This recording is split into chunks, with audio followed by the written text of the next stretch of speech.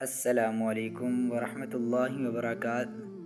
میں اپنے دوست سے گمن صاحب سے گفتگو کر رہا تھا تو میں نے حضرت کو فرمایا کہ حضرت آپ دیکھیں کہ میں جتنی بھی کوشش کروں نا بیان کرنے کی، میٹھے انداز میں میٹھی گفتگو کروں تو اس کے اندر کوئی سخت لفظ بھی نہ ہو، لیکن پھر بھی یار کوئی نہ کوئی بات ایسی لازمی ہو جاتی ہے جو سخت ہو جاتی ہے۔